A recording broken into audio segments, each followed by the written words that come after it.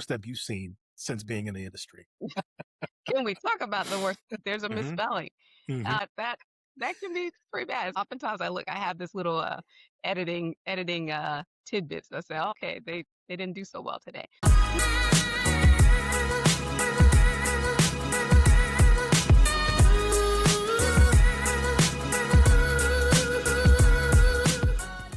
Another episode of Grab Coffee with Me, where great conversations and even better coffee meet purpose, leadership, and the people making a real impact in their communities and industries. Today's episode is brought to you by Dowden Golf Solutions, transforming corporate events one golf experience at a time. I'm your host, Ian Peterson. Today's guest is someone who truly understands the power of words and the responsibility that comes with them. She's a writer, editor, and communications strategist with more than 20 years of experience helping leaders, organizations, and brands tell their stories with clarity and purpose. Along the way, she's led copy teams for major retail brands, worked closely with scientific authors, and helped small businesses shine through live events and community-driven initiatives. As the founder of Ivy Ross Creative, she partners with wellness, education, and mission-driven organizations to create messaging that feels consistent, thoughtful, and human across every touch point. Please welcome Meaghan Ross. That was a mouthful, Meaghan. Yeah. I've known you for quite a long time. I didn't know all of this, and this is great. I'm really looking forward to this conversation. So welcome to the Grab Coffee with Me podcast. Thank you so much. I'm happy to be here. So just get right into it. Do you drink coffee? Are you a coffee drinker? I do drink coffee now. I often tell the story of how I'm not a real coffee drinker, but I became a coffee drinker after becoming a mother and having to return to work. So, yes, I am now a coffee drinker. There we go. We all start somewhere. So I've known you for a while, but before Ivy Ross Creative existed, who was Meaghan Ross? Honestly, I just was your typical career path woman, Hmm. writing, editing, various background areas of books, magazines, newspaper, and really just kind of working through the corporate world, you know. So what nudged you to kind of start your own thing? Well, certainly in leadership in the corporate world, as I mentioned, leading copy teams and enjoying that for sure. But I became a mom and just thought about how my mom was there for me when growing up. She worked nights so that she could have that flexibility to be there during the important times. And so for me, that's when I thought, you know what, I've got a lot of experience. I've done a lot of things. Well, now I kind of want a little more time. Yeah.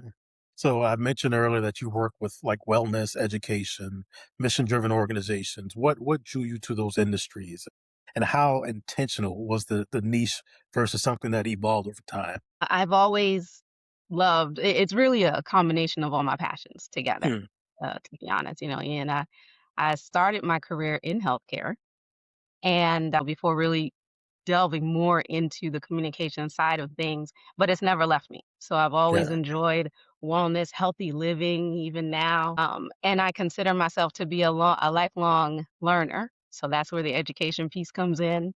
There's always something to learn. We don't know it all, Yeah. and while we continue to learn, it really keeps us on our toes and keeps us relevant in whatever field we're pursuing. So there's that. And then the mission driven side comes in because they're doing good. These organizations are out Mhm. there with their purpose, really helping different ones. And so it all blends together nicely for me anyway to help those who are pursuing those industries. Nice. So communication, it's an art, right? And also a system. So for business leaders like myself and those who are listening or watching, what does that actually look like in practice when building content or brand voice? We hear that all the time, a brand voice. Yes, yes, yes. And so your brand voice is your personality, Mhm. right? And so the art side of it is that creativity. How are we really going to sit down and define your personality as a brand or Mhm. as a leader? Because there's also personal brands, right? So what do you want the your audience to know about you in that communication realm? So that's the art of it, Mhm. the brainchild behind it.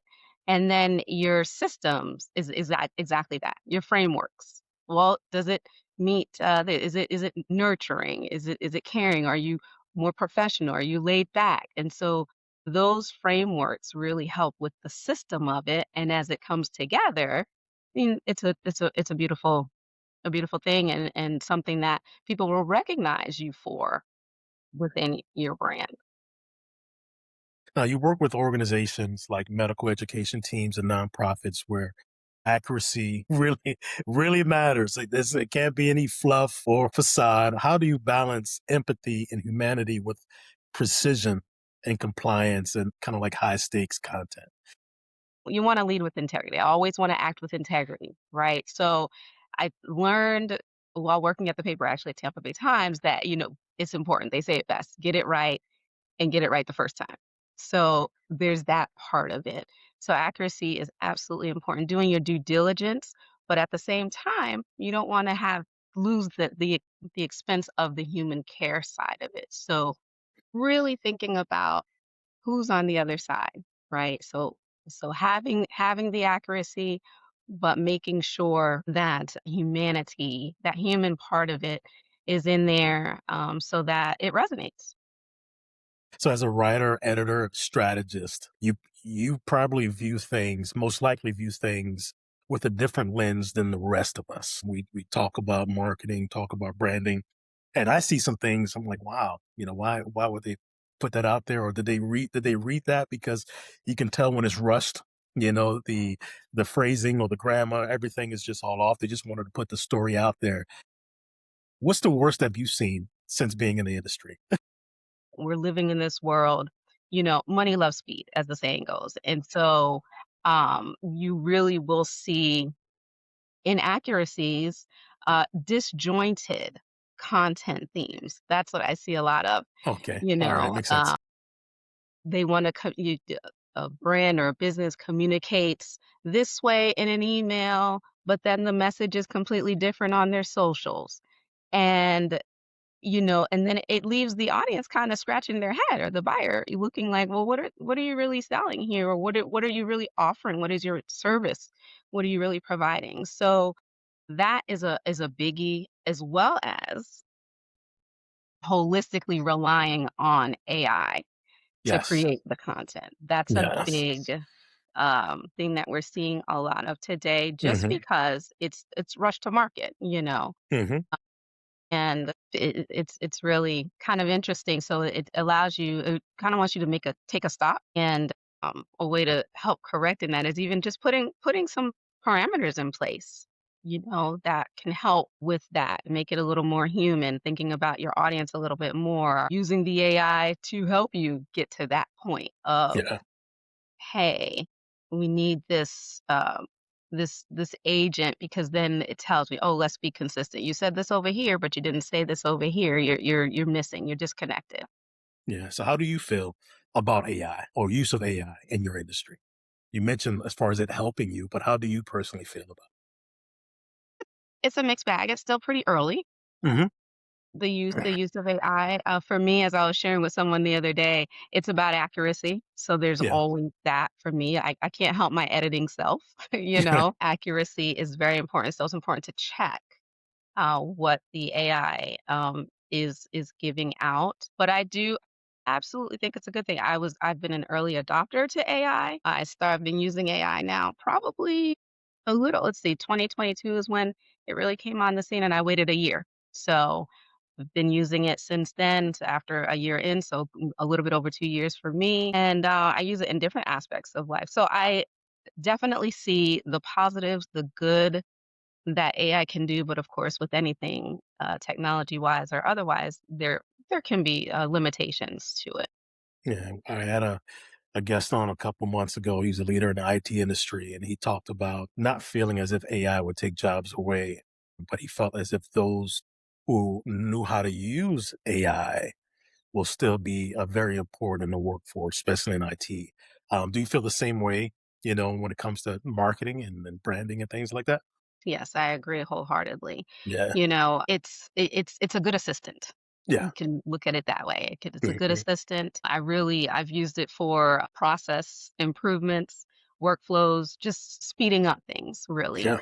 rather than doing the work for me because there is the caution of, brain rot, as we'll call it, or just that idea of letting it do the work for you. But as a creative, I want to keep that creative element. So I use it as an accompaniment rather than it doing the work for me. And so I agree with those sentiments. Hmm. Absolutely.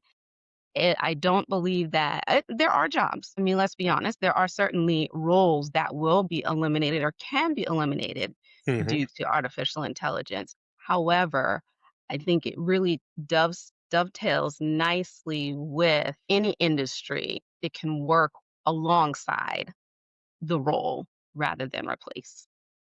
So, as a founder, editor, and strategist, you often help others find their voice. But what about Megan's voice? How has your own leadership voice evolved, as your business has grown? Well, thank you for asking that question.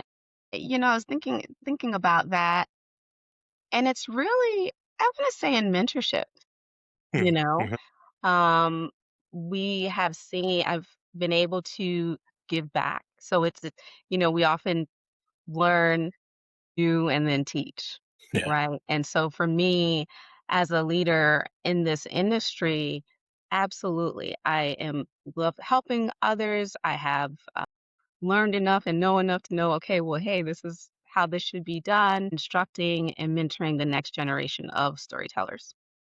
nice. So your mom, your wife.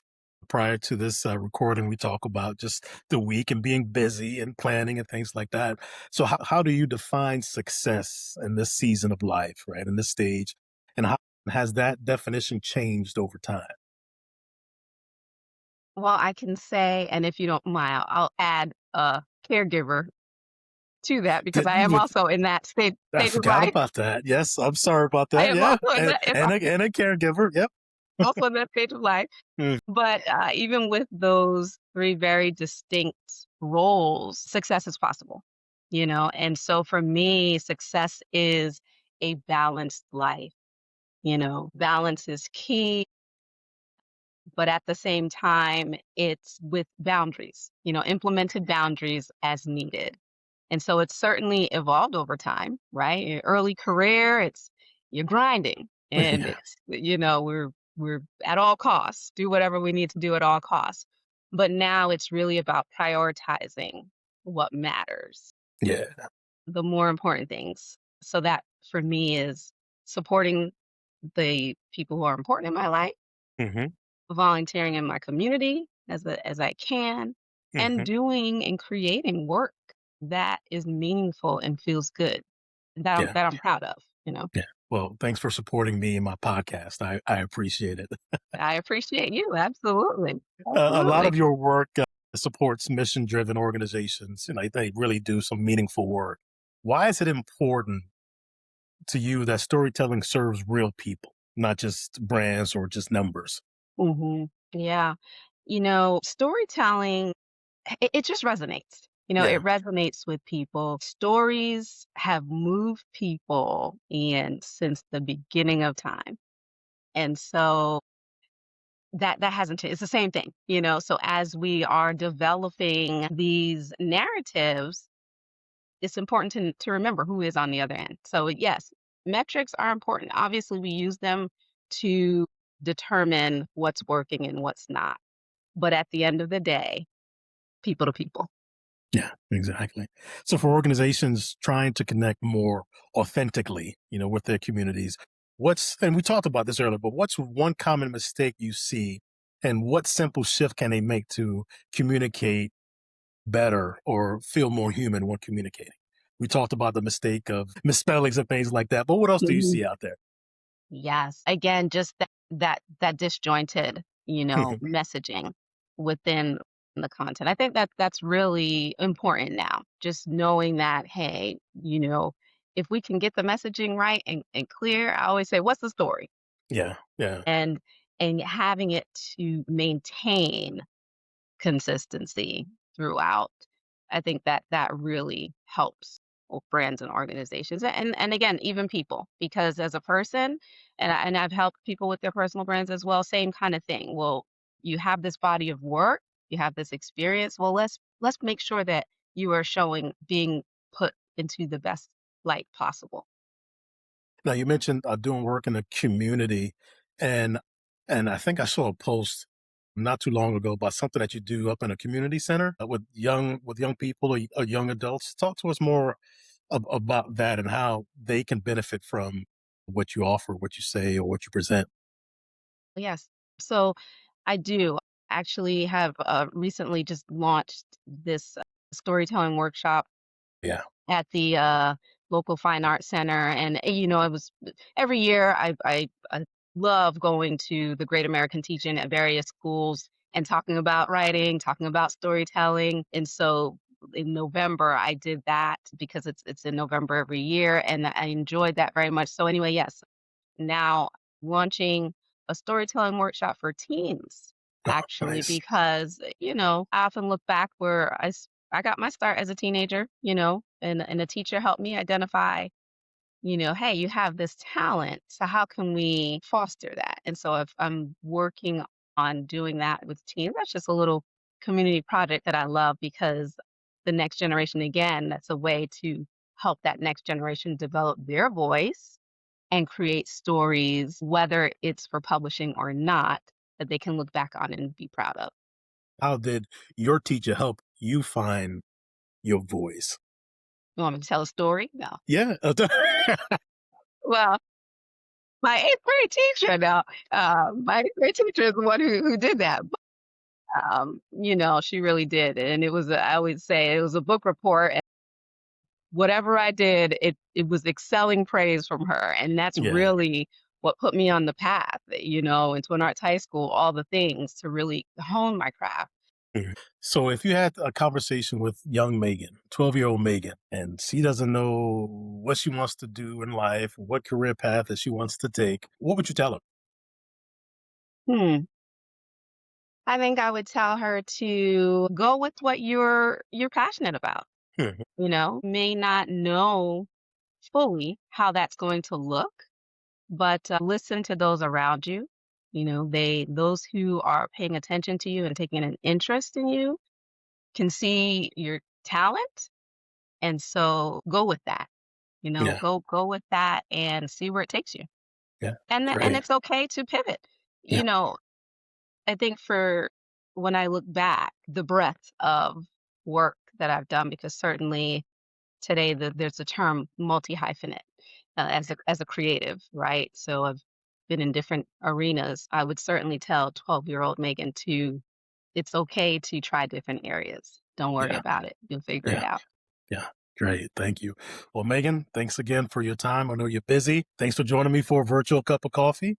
And to my audience, thank you for listening to another episode of Grab Coffee with me, caffeinated by Dialed and Golf Solutions. I hope you learned something today because I did. If you like this episode, don't forget to like, share, subscribe on all major streaming platforms so you don't miss what's brewing next. Until next time, keep your coffee strong and your conversations meaningful.